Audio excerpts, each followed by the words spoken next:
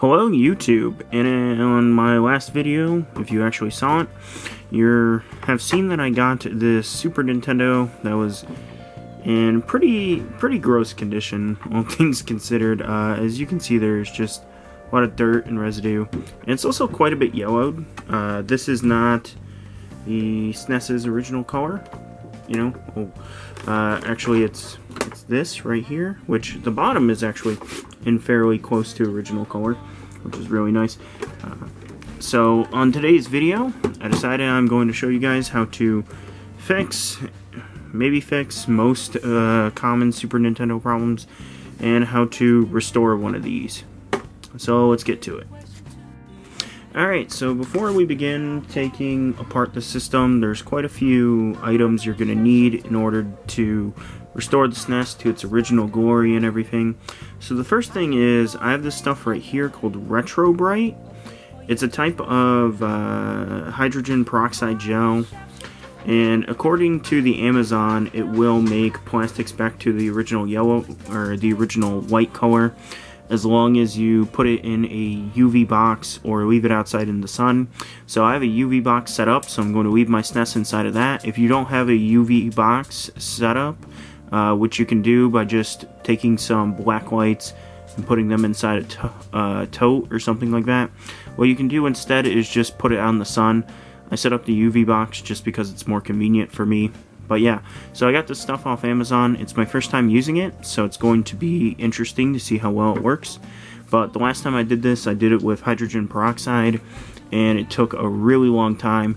This stuff is advertised to work within a day, so kind of interested to see how well it turns out. You're going to need some dish soap, which this is just normal store dish soap, nothing really fancy about this. You could use Dawn, you could use any brand you want, as long as it cleans, you know. You're going to need some isopropyl alcohol. This is 91%. You want to get it as high of a percentage as you can get. You can even get this stuff up to like 99%. 91 is fine. I would recommend really don't go under 70. I think 70 is like the limit in terms of percent. But yeah, 91% is typically what I use though, because it's not too expensive. I think 99 is like $6 a bottle, and that's just too much for me. A screwdriver set, you want a Phillips 01 screw bit. This is what's called a Gamebit Screwdriver. It has this fancy little bottom right here that's made specifically for Nintendo consoles. Going to need a toothbrush or some kind of old brush of some kind, anything really, and then a couple of, I recommend, these are optional, but a couple of cases, something to store the screws in for the SNES. I recommend using two separate cases, one for the top shell, one for the bottom shell, so just so that way you don't confuse which screws go to which. Some gloves, you're going to need these while using the Retrobrite gel. And this thing right here, it's called a 1-Up console cleaner. This is kind of an optional thing, but it mostly just specializes in cleaning the systems out, you know. But yeah, once you have all these things assembled, which there's quite a few things, but most of these you probably just have lying around your house already, fortunately enough, you can start taking apart your Super Nintendo. Oh wait, sorry, one thing I forgot, you're going to want a Ziploc baggie for the Retrobrite gel, because again, that's for the bottom shell, so just so that way you don't confuse which screws go to which. Some gloves, you're going to need these while using the Retrobrite gel.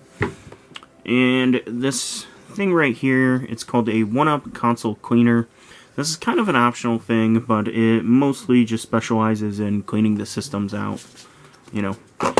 But yeah, once you have all these things assembled, which there's quite a few things, but most of these you probably just have lying around your house already, fortunately enough, you can start taking apart your Super Nintendo. Oh wait, sorry, one thing I forgot, you're going to want a Ziploc baggie for the Retrobrite gel, because again, that's what they recommend. Alright, so we're going to cut, and when we come back, we're going to be taking apart the SNES. Alright, so now that we have everything assembled and whatnot, we can start taking apart the Super Nintendo console, which is actually pretty easy. The first thing you have to do, you have to take your Gamebit Screwdriver, as it's called, and you have to take out 6 screws. There's one right here, one at the bottom right here, one the bottom left right here. Sorry, let me point at that properly. One right there, and one right there.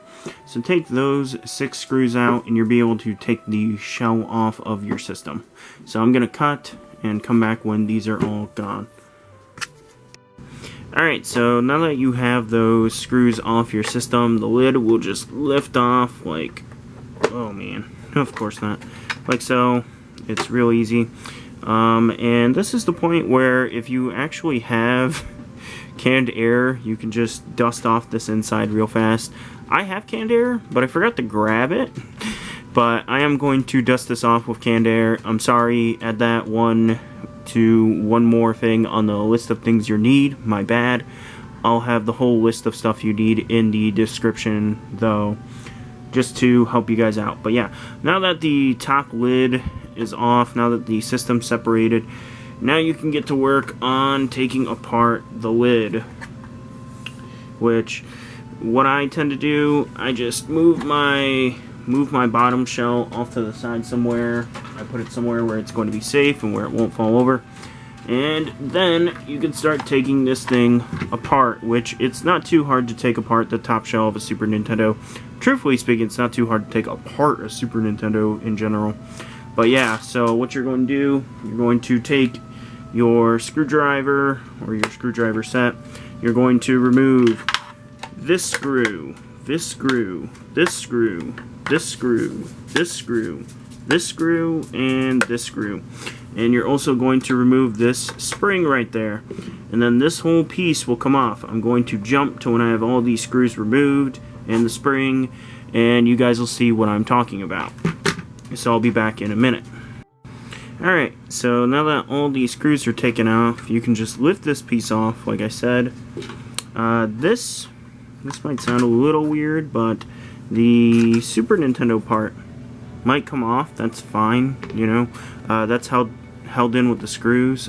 Weirdly enough, though, the last Super Nintendo I worked on, that part didn't come off at all. But I don't know, maybe different revisions. I don't know. You can pull the lid part off right here if you want to. You don't have to, because again, this whole part is just going to be put with the Retrobrite and stuff, so you don't need to do that if you don't want to. But I am going to pull this part off. I'm going to do it off camera, so that way you guys can't see how barbaric I am. And then these two, the power and reset button, are held in by little clips right here, and all you gotta do is pinch them. You gotta pinch both the clips, which is a little bit more challenging than it probably sounds. So just pinch both clips on these little tabs right here. You gotta do it at like the right time and everything. It'd be far easier for me to do off camera, so I am. But just know I'm just going to pinch these two tabs and then pull this eject the cartridge slot out. And yeah, that'll be it for the top shell. And then we're going to go working on the beast of a bottom shell. So that'll be when we come back. I'm going to wash these parts and everything like that in my soap and water. Which, by the way, this is when you need your soap, because you're going to be washing the top and bottom shell. But we're going to come back with the bottom shell in a second here, after I wash this top shell. Ew, I just noticed that's like, I think that's a beetle. Ew. But yeah, we'll be back in a minute, YouTube. See you guys then. Alright, so now that I've gone ahead and washed the inner shell, I don't know, the top shell for the Super Nintendo, now we can start working on the outer shell. As you guys might be able to notice, I did air dust a bit of this case already, so that way it's not as dirty and nasty looking. So the first thing you're going to want to do is remove these two screws. This is for the power switch. And so you remove these two screws, and then you're going to pull out this power switch connector right here. Be a little bit careful while you're pulling out this connector, because if you just don't want to yank on it it can break real easily. So just be mindful of that. But yeah, so just remove these 2 screws, then pull that out, and that'll be the end of step 1. And we'll be back with step 2. Alright, so now that the power switch is off, now you can start taking apart the ejection lever. So what you're going to do is you're going to pull this. You're going to pull this part of the lever right here. That's odd. Okay, fine. Well, then, if that doesn't work, what you do is you put your finger on the screw, on the spring like this. You just push it forward, and the lever will pop off. That doesn't make sense. Alright, so in order to take apart the eject button, it's actually really simple. So, you see, you have the spring right here. Originally, it's attached at the bottom part like this, and you just push up on it, and that'll get the whole eject button off. It's actually really simple. I did it off screen because I was actually struggling with it. But yeah, it's really simple to get this thing apart right here. Then after that, you just slide the eject button off of the spindle like so, but mine's not coming off. I'm going to do that off screen because I don't want you guys to see me struggling with basic steps. But yeah, I'll be back in 1 second. Alright, so now that the ejector lever is taken care of, next thing we're going to do is take the controller port off, which is actually really simple. All you're going to do is take this cord right here and just pull it.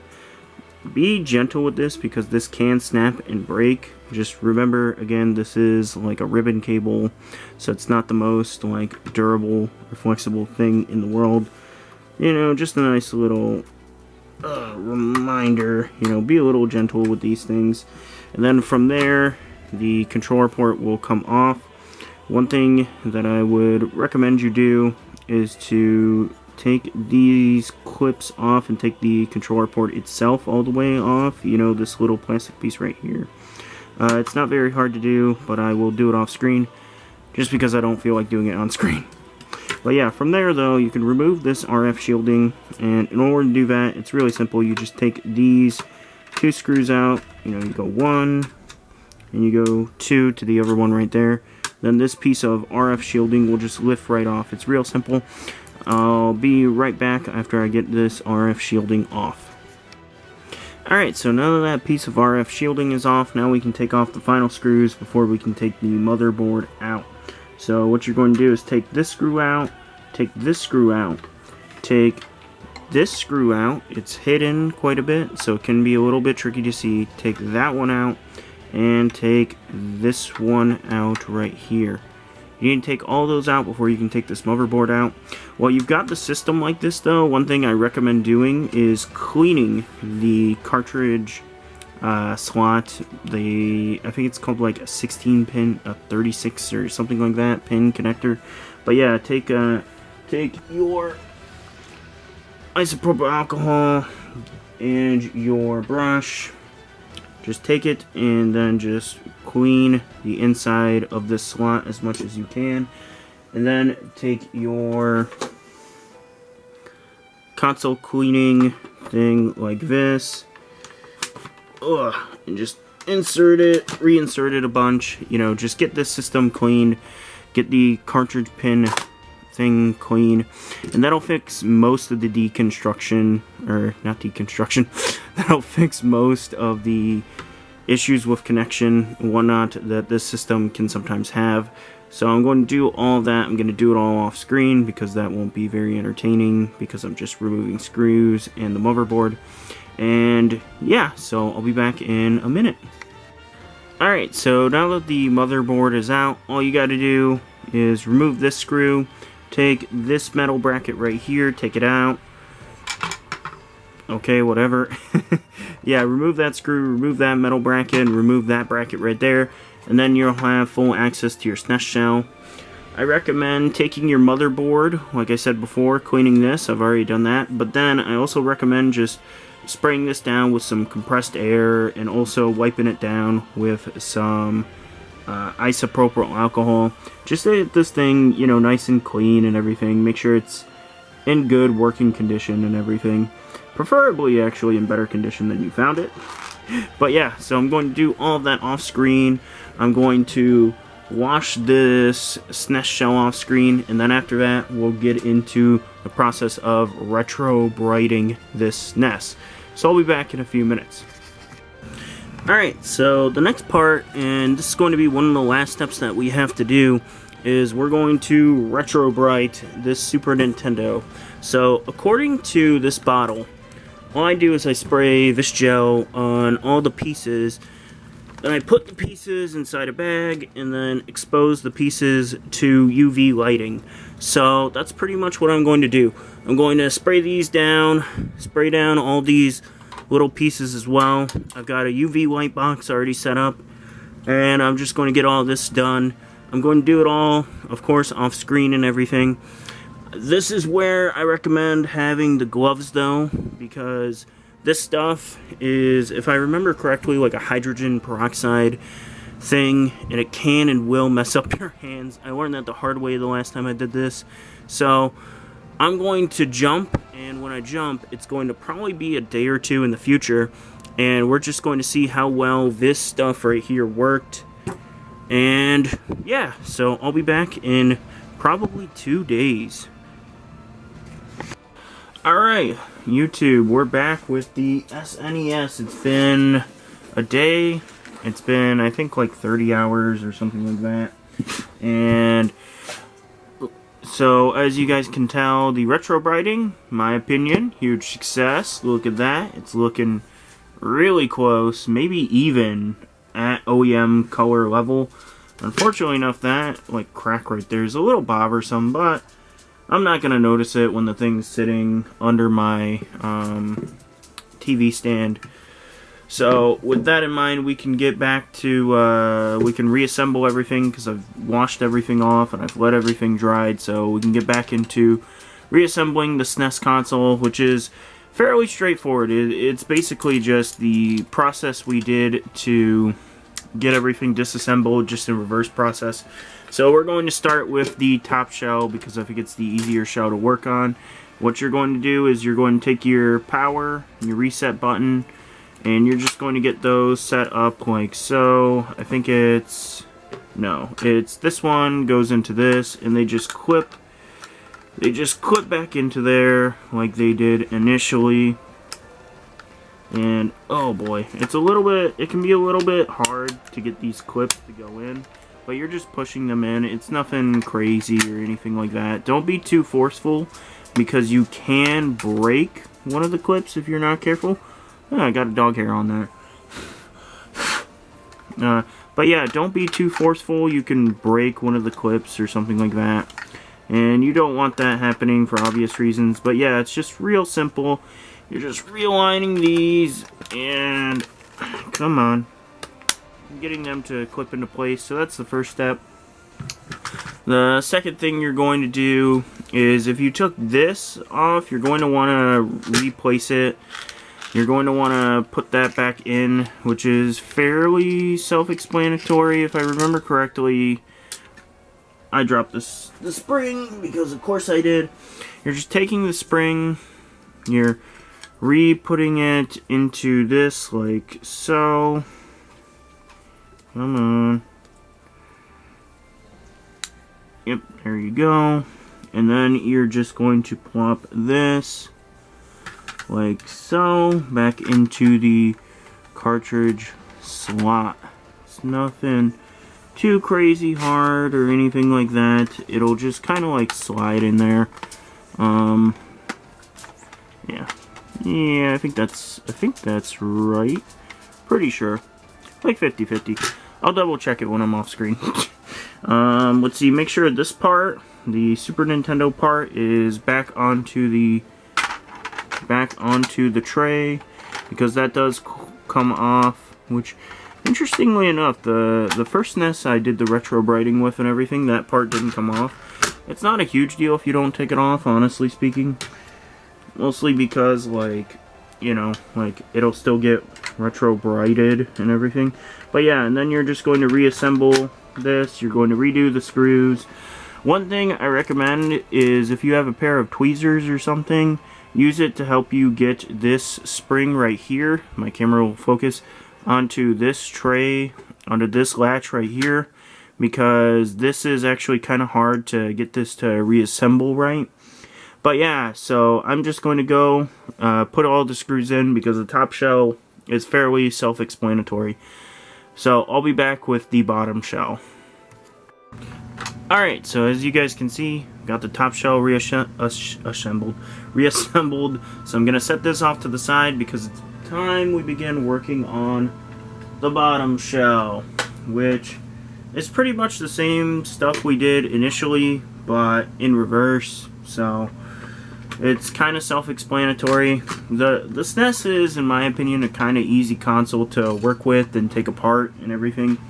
But yeah, so you're going to grab all your parts. This is our new, well not new, but our bottom shell. As you can see, it's really white, or whatever color the Snes is originally.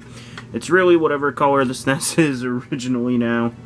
And yeah, you can start by taking your motherboard and just plopping that back in like so. Self-explanatory. The controller port, once again, a little bit, this is a part you want to make sure you do just right. So, you know, you take this, and initially you're going to think, oh, I should plop this, you know, back together. But remember, there's a little plastic piece that goes onto that LED part. So, like I said, always separate your screws. Right there was my top one. I grabbed it by mistake. Right here's my bottom one. And there's my plastic cover. One thing I almost forgot to do, actually, and I'm glad I just remembered, is I have to pop in these tiny little brackets on the bottom of my Snes console before putting in my motherboard. So I'm going to do that off screen. I'm going to reattach this, you know, these two parts all off screen, and then we're going to the finishing touches for reassembling the Snes. So I'll be right back in a moment.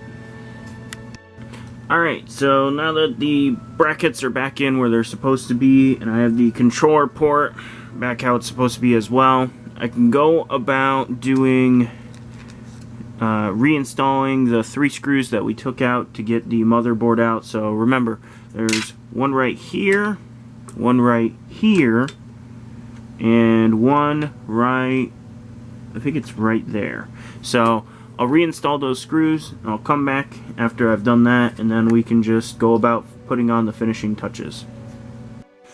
Alright, so I got those screws put in, as you guys can hopefully tell. I don't know, the lighting's a little bad. So, from here, it's fairly self-explanatory again, you know. Take your RF shielding, you're going to put it down like you did initially. Okay, that didn't go on as smoothly as I'd hoped it would.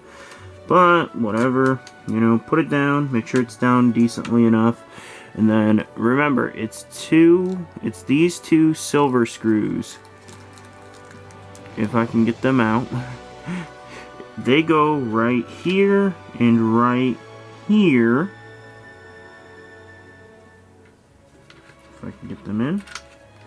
And then, these 2 brown screws, they go right here.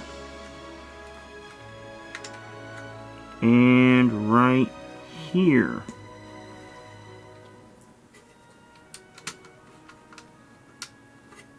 See?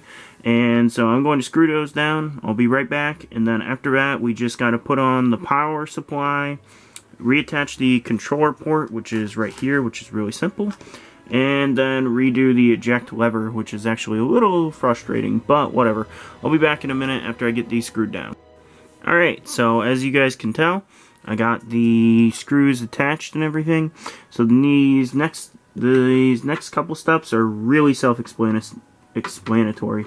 So all you're going to do, you're going to reattach your controller port, which is, you know, you just take it like that. Make sure you clip this right into the cable, right into the make sure you clip the ribbon cable right into the attachment.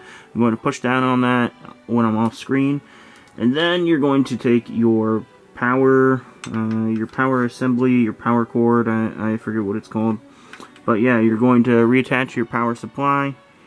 Really simple, you just click down on it. Don't push too hard though, because if you push too hard you could break something. And then from there, after you get this screwed down, which it's going to go those 2 screws right there, 1 and 2. Fairly simple. You're going to reattach your eject lever, which is actually a little challenging. So what you're going to want to do is you're going to want to take your lever, take the metal bar, this metal bar. You're going to want to push it through. You want this through early, and then you're going to put that down like so. Push it. Okay, it's not going as intended, but whatever. And then, after you get this all set up, then you're going to have to take this spring. You have to align this spring right here into this. And then, there's a little latch on the bottom right here. I recommend taking some tweezers, so that way you can push on this just right and get it right into that latch easier. But if you don't have tweezers, you're just going to have to try and hand jam it.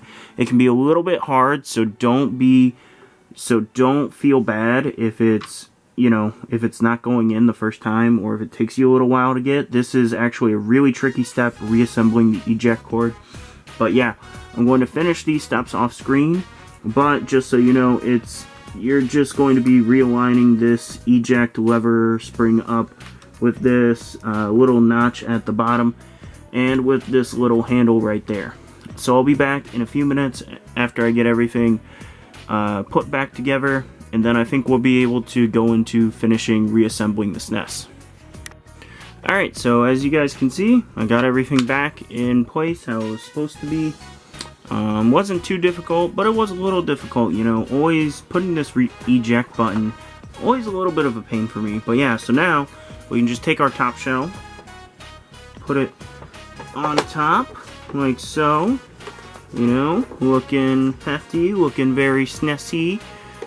Pretty much back to OEM color. That little displacement right there, these little off-color marks, I'm not sure what happened there. I think that was just like little scratches the system had before the whitening, and the whitening process just, made them a little bit worse. I'm not sure entirely. But yeah, now that we have all that done, now we can just take our top shell screws, and it's, again, self-explanatory. We're going to put them in the 6 spots that they go. So 1 right there, 1 right here on the top left, 1 right there on the top right, center right, bottom left, bottom right, or bottom right, bottom left, whatever. Yeah, put your 6 screws right there, and you'll be ready to play your Snes again. Alright, so lastly, here's a little test of the system working,